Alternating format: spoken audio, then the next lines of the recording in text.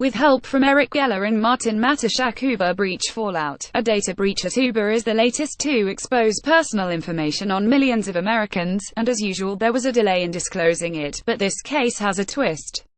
The breach that exposed information on 57 million customers occurred more than a year ago, and some company officials covered it up, even reportedly paying the hackers $100,000 to destroy the data in hopes of keeping it off the black market.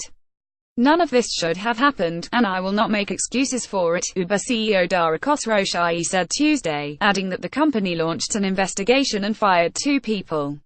New York's Attorney General has opened an investigation. Story continued below. There are a couple reasons the breach happened, according to Perspectives MC Sorter received from cyber firms, all via email. The fact that accessing one system allowed access to all that info, the fact Uber kept this quiet, and the fact Uber fired 2 people as their primary response all shows a lack of culture of security, wrote Guy Podjarny, CEO and co-founder of SNYK. Added George Avrasoff, CEO of HYPR. The Uber breach is another example of what happens when we let companies centralize our personal data. How can personally identifiable information remain personal if it belongs to a giant like Uber? Uber hiding the breach works to the advantage of the hackers, said Sunil Madhu, CEO of Socure. What this Uber breach shows us is that many companies fear the reputational harm to their brand that they choose not to disclose these breaches in a timely manner, pretty much assuring that the fraudsters have sufficient time to monetize the stolen data. Uber claims it has seen no instances of fraud resulting from the pilfered data, but vowed to closely monitor the affected accounts. It could take stiffer penalties for companies to avoid leaving data vulnerable, multiple firms said. Ken Spinner, vice president of field engineering at Varonis, blamed the relatively small size of government financial penalties company can face in the United States versus what they will face in Europe when a new data protection regulation goes into place. The Uber hack is just the latest example of a widespread culture of lackadaisical cyber practices and a lack of executive accountability. This mischaracterizes corporate risk and cripples cybersecurity efforts, said Amit Yoran, CEO and chairman of Tenable. Executives and organizations must be held accountable for both exercising a reasonable standard of care to protect their systems and their data and for discovering and disclosing breaches in a timely manner. Ryan Wilk, vice president of customer success at New Data Security, owned by MasterCard, still said it is refreshing to see a company taking such quick and decisive action to earn back the consumer's trust. Happy Wednesday and welcome to Morning Cybersecurity. Flies that use bubbles to scuba dive. Awesome. Send your thoughts, feedback and especially tips to tstarks at politico.com, and be sure to follow at Tim Starks, at PoliticoPro and at Morning Cybersec. Full team info below. Programming note: Morning Cybersecurity will not publish from November 23, November 26. Our next Morning Cybersecurity newsletter will publish on November 27. Mark your calendar. Politico is partnering with women-owned businesses in the DC metro area to offer a full week of exclusive perks in conjunction with the 5th Annual Women Rule Summit. Join the fun at participating businesses during Women Rule Week, November 27 to December 1 for exclusive deals, and tweet 5 times using Women Rule for a chance to win 2 free tickets to the summit on December 5.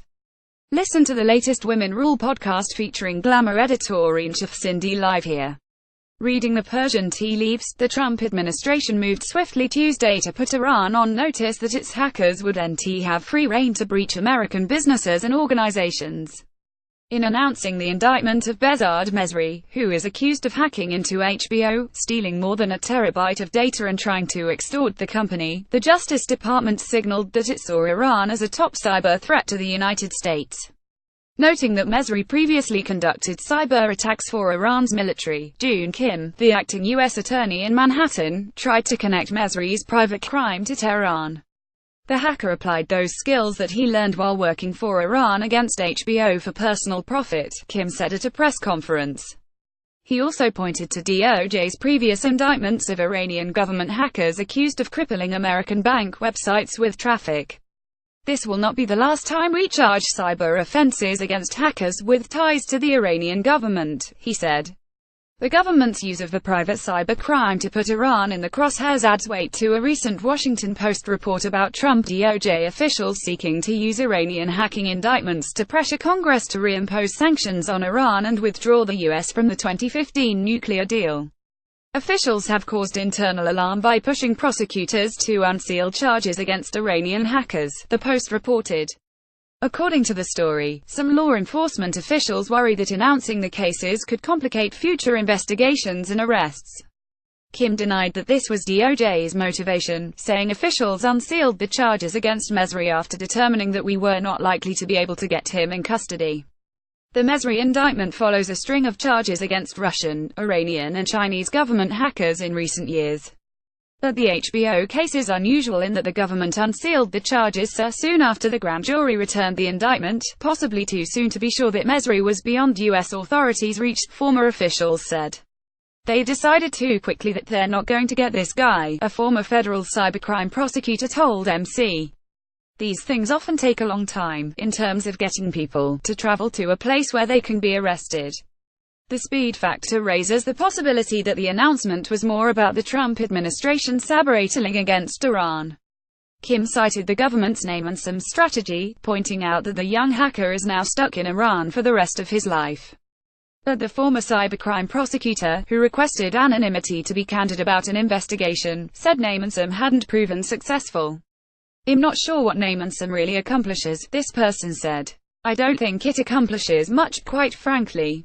Not in this context." Appropriators worried about states, Air Force intel. Senate appropriators on Tuesday released the final version of their fiscal 2018 Homeland Security spending bill that matches the House legislation and Trump budget requested amount of $1.8 billion for the National Protection and Programs Directorate, DHS's main cyber wing. Other highlights include funding boosts for 2 signature cybersecurity programs within NPPD, the Federal IT Threat Detection System Einstein, and the Continuous Diagnostics and Mitigation Program, which fortifies agency defenses. The panel's bill explanation expresses frequent worries about cybersecurity for state and local governments, saying that they are falling behind in building adequate information sharing capabilities and that the law enforcement agencies may lack the expertise or resources needed to defend themselves against cyber attacks. The bill devotes an extra $3 million to pilot programs to help state and local governments build their information sharing capabilities.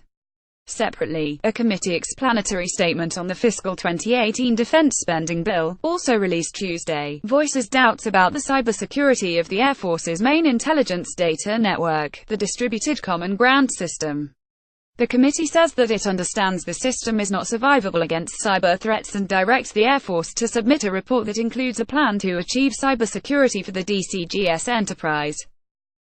Please. The House Energy and Commerce Committee's Oversight and Investigations Subcommittee will convene a hearing next week examining how people can verify their identity and protect their personal information in a world where massive data breaches are becoming the norm.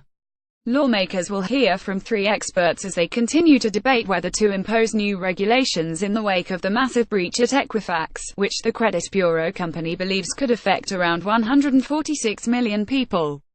In an opt last month, Energy and Commerce Chairman Greg Walden said the mosaic of personal information potentially exposed by a number of breaches over several years could have detrimental effects on a consumer's financial safety, making bank accounts and other sensitive online accounts more susceptible to theft. The Oregon Republican vowed to hold a hearing that would assess identity verification practices, and determine whether they can be improved to protect personal data on the web even after a consumer's information has been breached. Another cyber vacancy filled. A technical agency that plays a key role in public-private cybersecurity research partnerships finally has a permanent leader, more than 10 months after Trump's inauguration opened up vacancies across the government. Former telecom lawyer David Reddell was sworn in Tuesday as the administrator of the National Telecommunications and Information Administration. Reddell will oversee a Commerce Department agency that works with the security research community and tech companies to craft security guidelines for smart devices and best practices for disclosing tech flaws. NTIA is also playing a lead role in a report to Trump, mandated by his cyber executive order, discussing botnets and other threats to internet resilience. The Senate confirmed Reddell to his position earlier this month.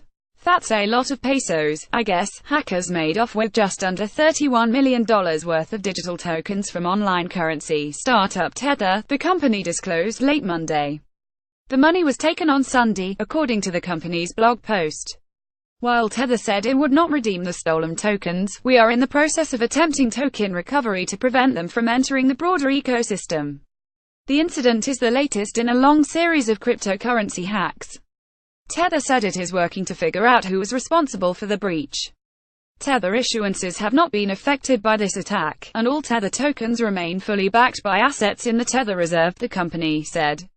Apple banned apps still may lead to freedom. Apple has removed 674 virtual private network apps from its App Store in China at the Chinese government's request, the company told senators in a letter Tuesday, but believes its presence in China overall is a boon to greater openness and facilitates the free flow of ideas and information. Apple didn't want to remove the VPN apps, the company told Sense. Ted Cruz and Patrick Leahy in response to questions last month, but China informed them the apps were illegal under its cybersecurity law. Cruz and Leahy said at the time that they worried Apple may be enabling the Chinese government's censorship and surveillance of the Internet. Apple's letter counters, "We are convinced that Apple can best promote fundamental rights, including the right of free expression, by being engaged even where we may disagree with a particular country's laws." Tweet of the day: all we can do is shake our heads. Quick Bites. Former Democratic National Committee Chairwoman Donna Brazile offered specific instances of data that Russian hackers destroyed. The Hill. Intel chip flaws leave millions of devices exposed. Wired. The State Department's chief information officer is retiring. Federal News Radio. Meg Whitman will leave her role as chief executive officer at Hewlett-Packard Enterprises. CNBC. Vermont's governor appointed members of a cybersecurity advisory team. WAMC. Cybersecurity firm Bitdefender says ransomware payments will reach a record $2 billion this year.